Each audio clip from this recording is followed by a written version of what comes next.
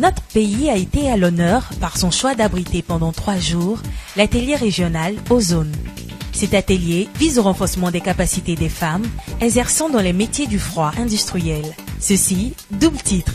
D'une part, pour encourager la promotion du genre dans ce secteur d'activité et d'autre part, pour les former à la sauvegarde de l'environnement dans l'exercice de leur activité. Écoutons le DIRCAB adjoint qui a porté aux participantes et experts de l'ONU le message de Monsieur le ministre de l'Environnement et du Développement durable, Jean-Luc Assy. La Côte d'Ivoire est particulièrement honorée d'avoir été choisie pour abriter pour la première fois cette importante réunion.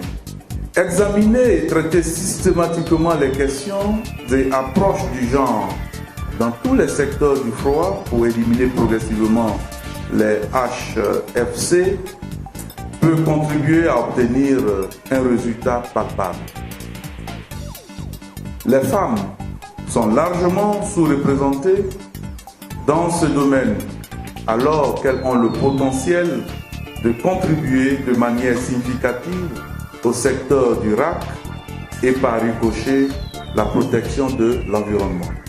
C'est l'occasion pour chacune d'entre vous de faire la mise à jour sur les dernières technologies de pointe en RAC et une opportunité de discuter avec des experts des défis auxquels vous serez confrontés dans vos pays. Il est évident que les effets du changement climatique sont de dimensions extraordinaires, mais les actions de nos gouvernements, les vôtres aujourd'hui, tout comme celles du citoyen du monde, peuvent changer le cours des choses. Ces 3 jours d'atelier ont été très riches en contenu.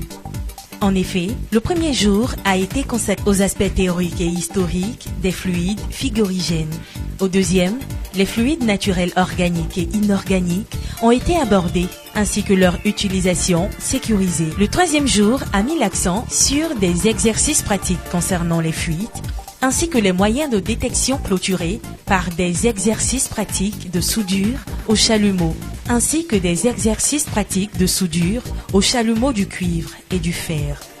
Le point focal du bureau Ozone de la Côte d'Ivoire, M. Jacques Glay. Cet atelier qui est à l'intention des femmes techniciennes de froid et de la réfrigération est une première en Afrique francophone.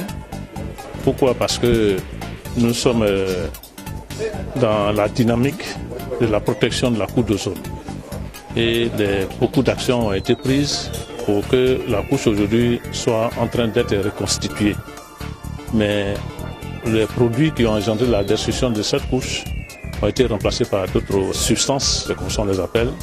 Et ces substances-là, malheureusement, vont commencer à contribuer à chauffer le climat.